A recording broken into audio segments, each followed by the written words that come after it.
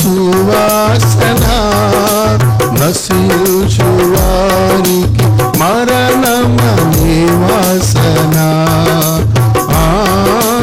జీవించు వారికి జీవపు సువాసన, నశించు వారికి నరకమనే వాసన, ఆవాసని దైవ సువాసన, ఆవాసని దైవ సువాసన, ఏ బాటలో ఏ చోటలో ఏ గోటిలో ఏ నోటిలో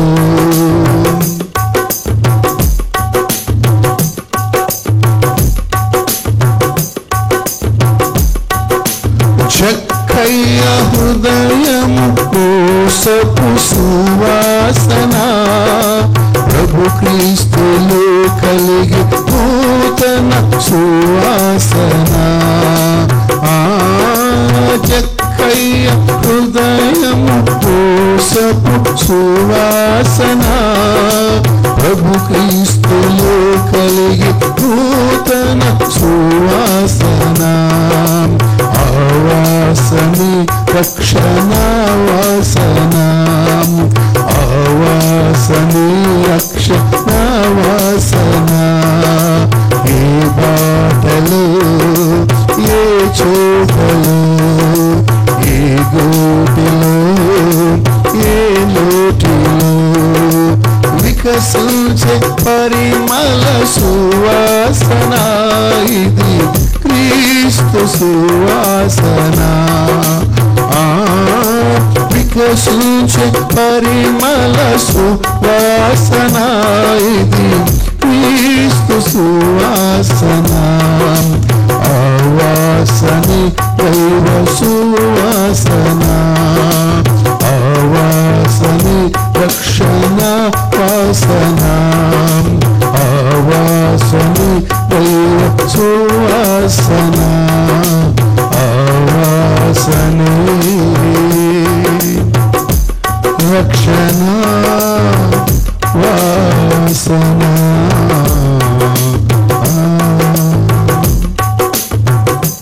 ఇప్పుడు మా గ్రాండ్ ఫాదర్ వాక్యం వినండి.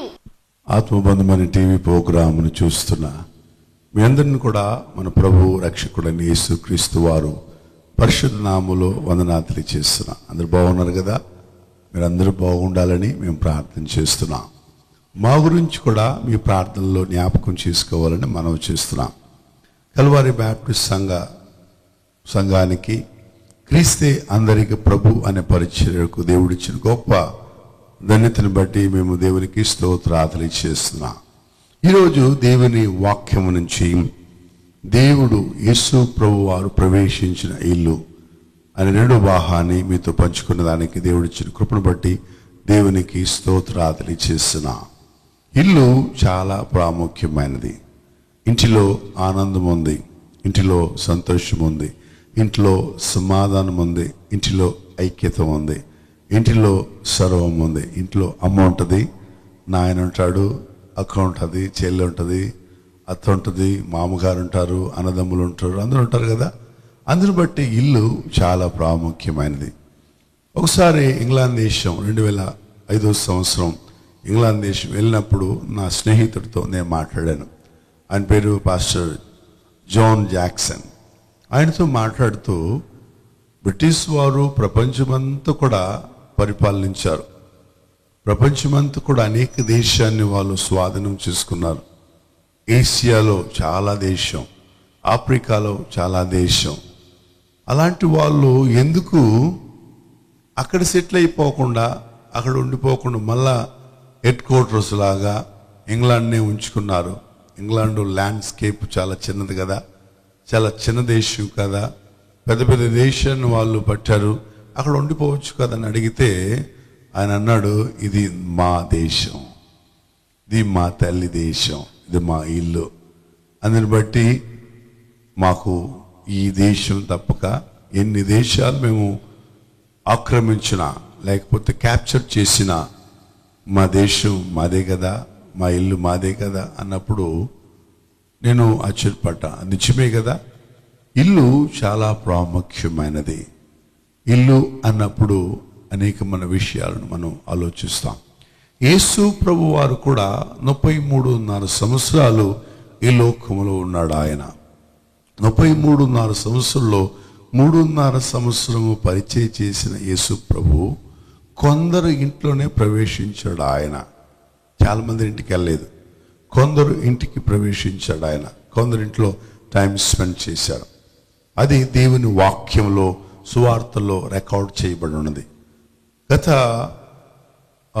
సందర్భంలో కొన్ని గృహాల గురించి జ్ఞాపకం చేశాను. ఈరోజు కూడా ఒక ఇల్లు గురించి జ్ఞాపకం చేయాలని ఆశపడుతున్నాం. యేసు ప్రభు వారు ఎప్పుడు యెరూషలేము ప్రయాణం వెళితే ఆయన బెతానీ అనే గ్రామానికి వెళ్ళేవాడు. ఆయన బెతానియాకి యెరూషలేముకి 3 మైళ్ళు దూరం. 3 మైళ్ళు అంటే 7 కిలోమీటర్లు. అందుని బట్టి ఈ బెతానియా కొద్దిగా లోయలో, కొద్దిగా డౌన్ లో ఉంటుంది. యెరూషలేము కొండ ప్రదేశం. అందుని బట్టి యేసు ప్రభు ఎప్పుడు యెరూషలేము ప్రయాణం వెళ్ళినా, ఎప్పుడు వచ్చినా ఈ బెతానియా గ్రామానికి వెళ్ళేవాడు. దేవుని వాక్యంని చూశారంటే లూకా రాసిన సువార్త 10వ అధ్యాయము 38 నుంచి 42 వరకున్న లేఖన భాగాన్ని మనం ధ్యానిస్తే, యేసు ఆ గ్రామానికి ప్రవేశించినప్పుడు మార్త యేసుని తన ఇంటిలో చేర్చుకున్నది. ఎంత గొప్ప ఆశీర్వాదం! యేసు అనేక స్థలాలకు వెళ్ళాడు, అనేక గ్రామానికి వెళ్ళాడు, అనేక పట్టణాల్లో ప్రవేశించాడు. కానీ ఈ గ్రామంలో యేసు వచ్చినప్పుడు మార్త ఆయనను తన ఇంటిలో చేర్చుకున్నది. ఒక గ్రామం అని అనుకుంటే 100 కుటుంబాలు ఉండొచ్చు, 200 కుటుంబాలు ఉండొచ్చు, లేకపోతే 1000 ఇళ్ళు ఉండొచ్చు, 500 ఇళ్ళు, 2000 ఇళ్ళు, ఇలా ఉంటాయి కదా. అన్ని ఇల్లులు, అన్ని కుటుంబాలు ఉన్నా కూడా ఈ మార్తాకు ఎంత ప్రేమ అండి యేసు ప్రభు మీద. యేసుని తన ఇంటిలో చేర్చుకున్నది ఈ మార్త. యేసుని ఇంటిలో ఆమె ఇన్వైట్ చేసి యేసుని చేర్చుకున్న మార్త యేసు ప్రభుని పరిచయం చేయుటకు, ఆయనకు మంచి చెప్పులు చూడటకు ఆమె ఏం చేసిందంటే వంటగదికి వెళ్ళిపోయింది. వంటగదికి వెళ్ళి యేసు ప్రభుకి ఏమి ఇష్టమో అది ప్రయత్నం చేస్తుంది ఆమె. కానీ ఈ మార్తాకి మరియా అని ఒక సహోదరు ఉండేది. ఈ మరియా మార్తకు ఒక సహోదరుడు లాజరు అనే వ్యక్తి ఉండేవాడు. ఈ మరియా ఏం చేసిందంటే దేవుని వాక్యం చెప్తుంది, మరియా యేసు పాదం దగ్గర కూర్చొని ఆయన మాటలు వింటా ఉన్నది. యేసు మాటలు వింటా కూర్చున్నది ఆమె. మాట్లాడుతున్నాడు ప్రభు, మాట్లాడుతుంటే వింటా ఉంది. యేసు ప్రభు ఒంటరిగా ఎక్కడ వెళ్ళడు. యేసు ప్రభు ఎక్కడ ప్రవేశించినా వాళ్ళ శిష్యులు ఆయనతో ఉండేవాళ్ళు. యేసు ప్రభు శిష్యులతో పాటు అనేకులు ఆయన వెంబడించే వాళ్ళు. బహుశా మరియమ్మ మార్తమ్మ ఇల్లు చాలా చిన్నదిగా ఉండొచ్చు, కొందరే ప్రవేశించవచ్చు ఇంట్లో, మిగతా వాళ్ళందరూ బయట ఉన్నారేమో, మిగతా వాళ్ళందరూ కూడా ఆ వీధిలో ఉన్నారేమో. యేసు ఎక్కడికి వెళ్ళినా, ఏ స్థలానికి వెళ్ళినా ఒక రకమైన గుంపు ఆయన వెంబడించి 3 రకమైన ప్రజాంగం, 3 రకమైన గుంపు ఆయన ప్రవేశించి, ఒకటి యేసు మాటల్లో తప్పు కనిపెట్టాలనే గుంపు. యేసు ఏమన్నా తప్పు మాట్లాడుతున్నాడా, యేసు ప్రభువుని గురించి ఏదన్నా తప్పు పట్టి ఆయన అప్పగించి ఆయన ప్రాణాన్ని తీద్దామా అని కొందరు, వాళ్ళు ఎవరంటే మేమే గొప్ప వాళ్ళము అనుకునే వాళ్ళు ఎవరంటే మేమే జ్ఞాని అని అనుకునే వాళ్ళు కొందరు. ఇంకొక రకమైన ప్రజలు ఏంటంటే వ్యాధస్తులు, వ్యాధిలో ఉన్నవారు, బలహీనంగా ఉన్నవారు, బాధలో ఉన్నవారు, యేసుని వెంబడించేవారు. యేసు నన్ను తాకడా, యేసు నా వ్యాధిని చూడడా, యేసుక్రీస్తు నన్ను స్వస్థపరచడా అనేసి కొందరు వ్యాధిగస్తులు యేసు ప్రభుని వెంబడించేవారు. ఆయన చెంగు ముడితే నేను బాగు అవుతాను, ఆయన నీడ నా మీద తగిలితే నాకు స్వస్థత వస్తుంది, ఆయన పిలిస్తే, ఆయన తాకితే ఆయన నాతో మాట్లాడితే, అలాంటి రెండో రకమైన గుంపు, మూడో రకమైన గుంపు ఎవరంటే, యేసుతో వెళితే, యేసుని వెంబడిస్తే, యేసు ఉన్న స్థలానికి వెళ్తే మాకు భోజనాలు దొరుకుతాయి కదా, 5 రొట్టెలు 2 చేపలు దొరుకుతాయి కదా, యేసుతో ఉంటే మాకు ఆకలి లేదు, యేసుతో ఉంటే మాకు దిగులు లేదు, చింత లేదు అనే ఇంకో గుంపు. ఏదన్నా దొరుకుద్దా, ఏదన్నా ఇవ్వడా, ఏదన్నా మనం తింటాం కదా అని ఇలాంటి గుంపు, 3 రకమైన గుంపు యేసు ప్రభుని వెంబడించే వాళ్ళు. ఇంటిలో ఏం జరిగింది చూద్దాం. ఈ మరియా మార్తమ్మ ఇంటిలో, మార్తమ్మ యేసు ప్రభు ఇంటిలో పిలిచింది, ఆయన ఇన్వైట్ చేసింది, ఆయనకి పరిచయం చేసేదానికి. ఇప్పుడు వంటగదికి వెళ్ళి ఆమె యేసుకి ఏమిష్టమో ఆమెకు తెలిసేమో, యేసు ఏం భోజనం చేస్తాడని ఆయనకు తెలిసేమో, ఆమె సిద్ధం చేస్తుంది, వంటగదిలో సిద్ధం చేస్తుంది. ఇంకొక విషయం ఏంటంటే, యేసుకు మాత్రం కాదు, యేసు శిష్యులకు కూడా సిద్ధం చేయాలి, యేసుతో వచ్చిన వాళ్ళకు కూడా సిద్ధం చేయాలి. ఇప్పుడు ఆమె కష్టపడుతుంటే మరియమ్మ మాత్రం యేసు మాట్లాడుతున్న మాటలు ఆయన పాదం దగ్గర కూర్చుని వింటా ఉంటే, అక్కడ వంటగదిలో నుంచి కేకలేస్తుంది మార్తమ్మ, అయ్యా యేసయ్యా, మరియమ్మను పంపించు. నేను అనుకుంటున్నాను, మరియా రా అని పిలిచిందేమో, మరియా రా, తొందరరా, ఒంటరిగా ఇబ్బంది పడుతున్నాను, ఒంటరి కష్టపడుతున్నాను, రా అని పిలుస్తూ ఉన్నదేమో. మరియమ్మ వినపడలేదేమో మార్తమ్మ మాటలు. మరియమ్మకు మార్తమ్మ మాటల్లో విలువ లేదేమో, యేసు ప్రభు మాటల్లో ఆమె మనసు పెట్టింది. యేసు మాట్లాడుచున్న మాటలతో ఆమె కనిపెడతా కూర్చున్నది. ఇప్పుడు మరియమ్మను పిలుస్తూ ఉన్నది, మరియమ్మను పిలిచి చూసింది, మరియమ్మ మాట వినడలేదు, మరియమ్మ సహాయం చేసేదానికి రావడం లేదు. కొందరు స్కాలర్స్, బైబిల్ స్కాలర్ ఏం చెప్తున్నారంటే, ఈ మరియా మార్త భర్త లేని వారు విధవరాలు అని చెప్తుంది. వాళ్ళు విధవరాలుగా ఉన్నారని బైబిల్ స్కాలర్స్ చెప్తున్నారు. అలాగనే ఈ మరియా మార్తమ్మకు ఒక సహోదరుడు లాజరు. 2000 సంవత్సరానికి మునుపు విధవరాలుగా ఉద్యోగం చేయడం చాలా కష్టం, విధవరాలుగా బ్రతకడం చాలా కష్టం. విధవరాళ్లకు కాపుదల లేదు, భద్రత లేదు, విధవరాలను పోషించేవారు లేరు, పరామరించేవారు లేరు. వాళ్ళు ఎక్కడికి వెళ్ళినా వాళ్ళని ఎవరో పాడు చేసేస్తారు, వాళ్ళకి కాపుదల లేదు. దేవాలయానికి వెళ్తే అక్కడ కూడా పరిచయస్తులు, అక్కడ కూడా దేవుని సేవకులు అని చెప్పేవారు, దేవుని సేవకుడు అని చెప్పేవారు వాళ్ళని పాడు చేసేవాళ్ళ. ఇది యేసు ప్రభువు కూడా తెలుసు. అందుని బట్టి యేసు ప్రభు అన్నాడు, దిక్కులేని బిడలకును విధవరాళ్లకు నేను తోడుగా ఉన్నానన్నాడు. ఆయన తోడుగా ఉండే దేవుడు, నీడగా ఉండే దేవుడు, అండగా ఉండే దేవుడు. ఈ మాటలు వింటున్న తల్లులారా, ఈ ఆత్మబంధం అనే టీవీ ప్రోగ్రాం ద్వారాగా ఈ మాటలు వింటున్న మీరు, మీ ఇంట్లో దేవుని వాక్యం వింటున్న మీరు, మీ ఇంట్లో యేసు ప్రభు వచ్చాడు. ఈరోజు యేసు ప్రభు నీతో మాట్లాడాలని ఆశపడుతున్నాడు, నీతో సమయం గడపాలని ఆశపడుతున్నాడు. కానీ మీరైతే మీ పనిలో మీరు ఉంటున్నారా? యేసు వచ్చాడు, యేసు ప్రభువుని పరామరించడానికి ఆశపడుతున్నావు, కానీ యేసు ప్రభువు నువ్వు పెట్టే భోజనాల్లో ఆయనకి ఇష్టం లేదు, నీ పరిచయలో ఆయనకి ఇష్టం లేదు.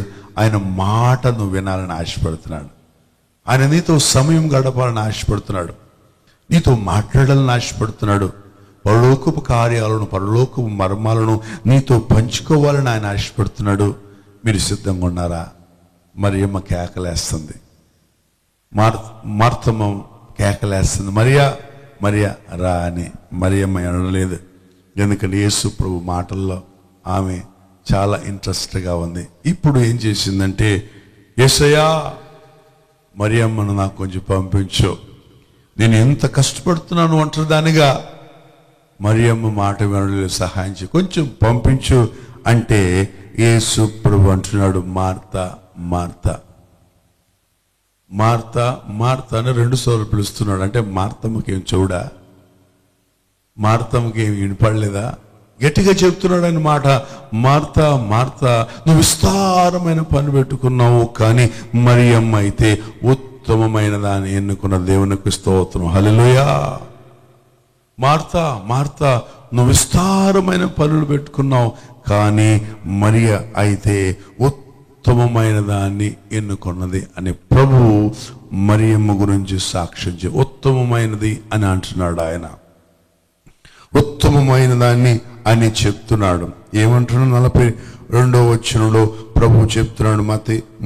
లూకా రాసిన సువార్త 10:42లో ఆమె ఉత్తమమైన దాన్ని, చాలా విలువైన దాన్ని ఎన్నుకున్నది. ఏంటంటే ప్రభువు మాటలు వినడం. దేవునికి స్తోత్రం. హల్లెలూయా.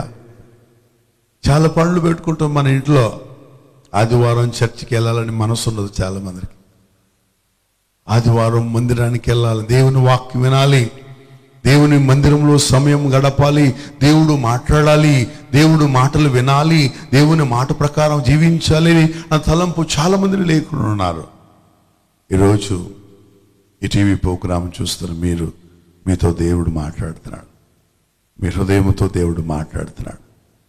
మీరు చాలా పనులు పెట్టుకున్నారు, చాలా బిజీగా ఉన్నారు, మీ ఇంట్లో చాలా పనులు పెట్టుకున్నారు, ఉద్యోగంలో చాలా పనులు ఉంచుకున్నారు, చాలా రెస్పాన్సిబుల్ ఉంది, తప్పులేదు.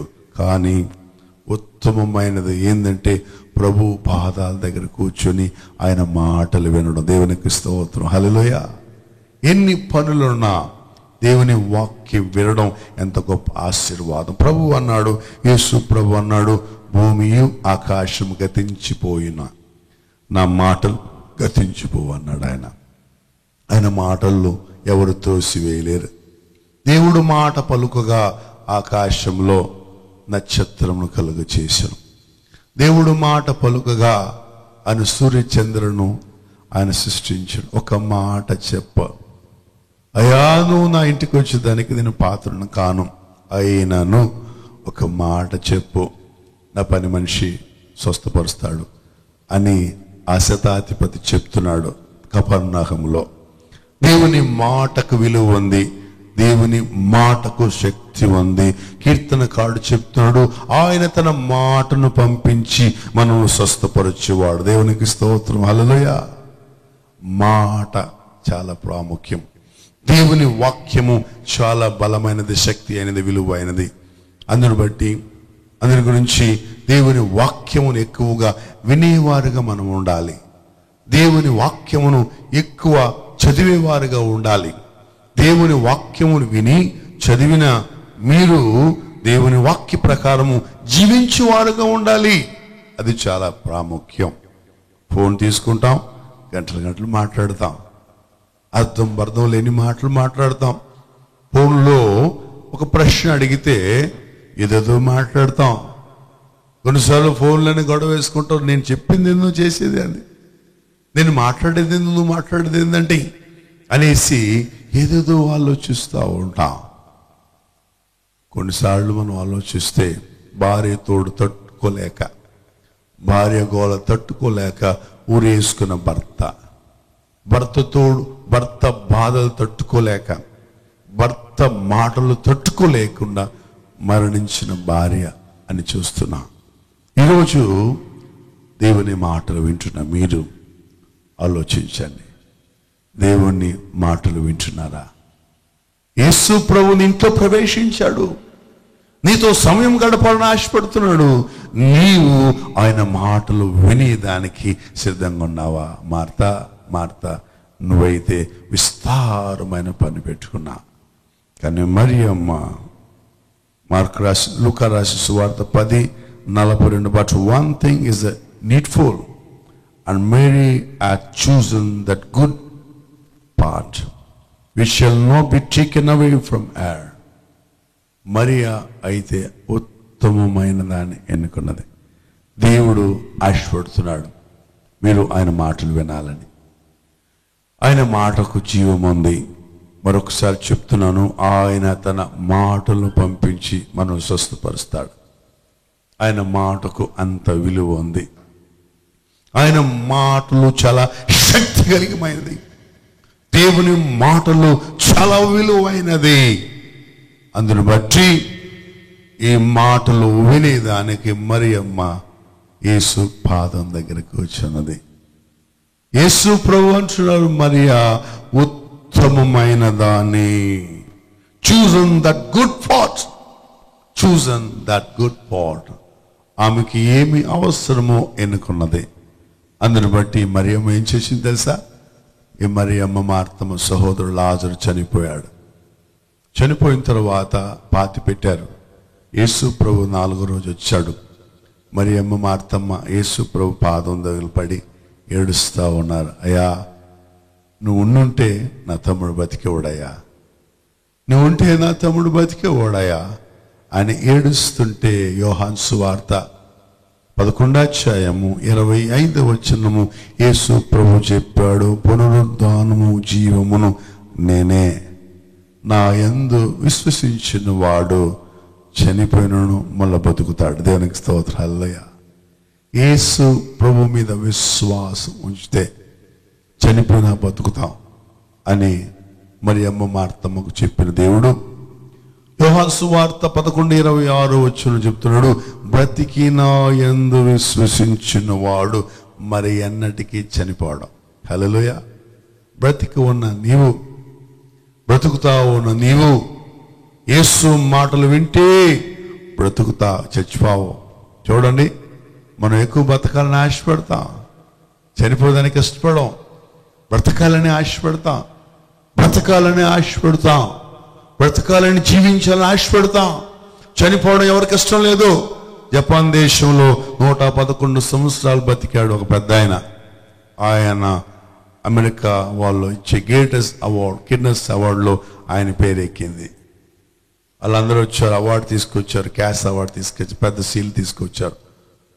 అప్పుడు వాళ్ళ బంధువులు, పిల్లలు, మనవులు, మనవరాళ్ళు అందరూ వచ్చారు. ఒక గ్రూప్ ఫోటో తీశారు. ఆయన అమెరికా దేశం నుంచి వచ్చిన ఆ వరల్డ్ గిన్నెస్ రికార్డ్ చీఫ్ ఆయన అడిగాడు, అయ్యా 111 సంవత్సరం బతికాను, నీ ఆఖరి కోరిక ఏంది, నీ చివరి కోరిక ఏంది, మీరు చెప్పండి, మేము రికార్డ్ చేసుకుంటాం, ఆ మాటలు ప్రపంచానికి పంపుతాం అంటే ఆ పెద్ద ఆయన ఏమన్నాడు తెలుసా మీకు? ఆయన అన్నాడు, ఇంకా బ్రతకాలని ఆశగా ఉంది. 111 సంవత్సరాలు బ్రతికిన పెద్ద ఆయన ఇంకా బ్రతకాలని ఆశగా ఉంది అన్నాడు. అంటే చనిపోయేదానికి ఎవరికి ఇష్టం లేదు. ఈ ఉదయకాల సమయంలో దేవుని మాటలు వింటున్న మీరు, దేవుని మందిరానికి వచ్చిన నీవు, దేవుడు నీ ఇంటికి రావాలని ఆశపడుతున్నాడు. ఆల్రెడీ మార్తా యేసు ప్రభు బెతానీ గ్రామానికి వచ్చినప్పుడు ప్రేమపూర్వకంగా ఆయనను తన ఇంటిలో చేర్చుకున్నది. బాగుంది, మంచిదే. యేసు ప్రభుని గౌరవించింది, యేసు ప్రభుకి విలువనిచ్చింది, యేసు ప్రభుకి తన ఇంటిలో స్థానం ఇచ్చింది, బాగుంది.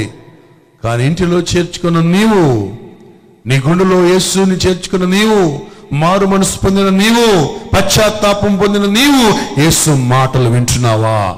యేసు నీతో మాట్లాడుతున్నాడు. హల్లెలూయా. నీ హృదయంతో మాట్లాడుతున్నాడు ఆయన. నీ ఇంటికి వచ్చాడు ఆయన, నీతో మాట్లాడుతున్నాడు ఆయన. ఆ మాటలు వింటావా? మరి ఉత్తమమైన దాన్ని ఎన్నుకున్నది ఎంత గొప్ప మాట అండి. మరి అలాగా మనం ఉంటే ఎంత ఆనందం. ఇలా లాజరు చనిపోయాడు, పాతి పెట్టారు. యేసు ప్రభు లాజరు బయటికి రమ్మని చెప్పినప్పుడు సమాధిలో పెట్టబడిన లాజరు బయటికి వచ్చాడు. ఎంత సంతోషం, ఎంత ఆనందం ఈ మరియమ్మ మార్తమ్మకు. చనిపోయిన తన సహోదరుడు బతికి బయటపడ్డాడు, వాడికి ప్రాణం వచ్చింది. ఎందుకంటే మరియమ్మ మార్తమ్మ విధవరాళ్ళు, వాళ్ళకి సమాజంలో విలువ లేదు, సమాజంలో ఉద్యోగం లేదు, బతకలేరు. అయినప్పుడు కూడా వాళ్ళు బాధపడతా ఉన్నారు, బెంగపడతా ఉన్నారు. కానీ యేసు ప్రభు మరణించిన లాజరును యేసు ప్రభు బయట తీసుకొచ్చాడు. హల్లెలూయా. లాజరు బతికి వచ్చాడు. బతికి వచ్చిన తర్వాత ఈ బెతానియా గ్రామంలో యేసు ప్రభు ఉన్నాడు, భోజనం చేస్తున్నారు. అదే ఇంట్లో యేసు ప్రభు మళ్ళా వచ్చాడు. యేసు ప్రభు భోజనం చేస్తుంటే యేసు ప్రభు లాజరు కూర్చొని భోజనం చేస్తున్నారు. యెరూషలేము 7 కిలోమీటర్లు అని చెప్పాను కదా, 3 మైలు. యెరూషలేము నుంచి చాలా మంది వచ్చారు, చుట్టుపక్కల గ్రామం నుంచి చాలా మంది వచ్చారు. ఎక్కడికి వచ్చారు? మరియా మార్తమ్మ ఇంటికి వచ్చారు. ఇప్పుడు ఎందుకు వచ్చారు తెలుసా? ఈసారి భోజనం చేసేదానికి రాలేదు, చనిపోయి బ్రతికిన లాజర్ను చూసేదానికి వచ్చారు. హల్లెలూయా. మార్తమ్మ యేసు ప్రభుని చేర్చుకున్నది ఇంట్లో, కానీ మరియమ్మ యేసు మాటలను హృదయంలో దాచుకున్నది. మరియమ్మ యేసు పాదం దగ్గర కూర్చున్నది కనుక ఆ మరియమ్మ యేసు ప్రభుని ఎక్కువగా ప్రేమించింది. పరిమళ తైలం తీసుకొచ్చి ఆయన పాదాల్లో, ఆయన శిరస్సు మీద పోసి కన్నీటితో ఆయన్ని ఆరాధించింది, పూజించింది. ఎంత గొప్ప ఆరాధన, ఎంత గొప్ప సమర్పణ. తల్లి మోకరిస్తారా? మీ కొరకు ప్రార్థన చేస్తా. యేసు నీ ఇంటికి వస్తున్నాడు, ఆయన మాట వింటారా? ఒక నిమిషం ప్రార్థన చేద్దాం. పరిశుద్ధుడా, ప్రేమగల తండ్రి, నీకు స్తోత్రాలు. యేసు వచ్చిన ఇంటిలో సంతోషం ఉంది, ఆనందం ఉంది, రక్షణ ఉంది, కాపుదల ఉంది, భద్రత ఉంది, ఆయన వాక్యం ఉంది. మీరు మా ఇంట్లో రండి, నీ వాక్యాన్ని మా హృదయం అనే పలక మీద రాసుకుని కృపను దయచేయమని. మీరు మా కుటుంబానికి నాయకుడిగా ఉండండి. మేము జీవించే జీవితం, మేము మాట్లాడొచ్చిన మాటలు యేసు మాటలు ఉండేదానికి సహాయం దయచేయమని. అలాంటి ప్రార్థన చేస్తున్న ఒక్కొక్కరిని దర్శించమని, వాళ్ళ జీవితాన్ని చెరపట్టమని యేసు నామమున అడిగి వేడుకుంటున్నాము తండ్రి. ఆమేన్. మన పరమ తండ్రి దేవునికి ప్రేమయు ప్రభువైన యేసుక్రీస్తు వారి కృపయు పరిశుద్ధాత్మను సహవాసకుడిచి మనకి, మన కుటుంబానికి, దేవుని ప్రేమించి దేవుని మాటలు విన్న ఈ ఆత్మబంధం టీవీ ప్రోగ్రాం చూసిన ప్రతి తల్లికి, కుటుంబానికి, ఈ ప్రోగ్రాం స్పాన్సర్ చేసిన కుటుంబానికి సదాకాలం తోడేయునుగాక. ఆమేన్. మీ అందరికి వందనాలు. ఆత్మబంధం అనే టీవీ ప్రోగ్రాం మీకు, మీ కుటుంబానికి, మీ ఆత్మీయ జీవితానికి ఆశీర్వాదకరంగా ఉన్నట్లయితే మాకు తెలియపరచండి. మాకు ఫోన్ ద్వారాగా మమ్మల్ని సంప్రదించండి. మీకు ఎలాంటి ప్రార్థన కోరికలు ఉంటే మాకు ఫోన్ చేయండి, వాట్సాప్ ద్వారాగా, ఈమెయిల్ ద్వారా తెలియపరచండి. మీ కొరకు మేము ప్రార్థన చేస్తాం. దేవుడు మిమ్మలను, మీ కుటుంబాలను దీవించును గాక. ఆమేన్.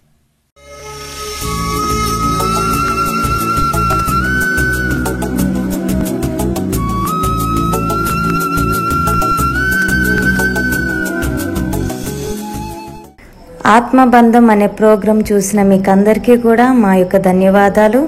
మా వివరాలకు doctor Prakash Raj Utukur, Calvary Baptist Church, post box number 2527, Chennai 6,30,000. Mobile number 9444054937.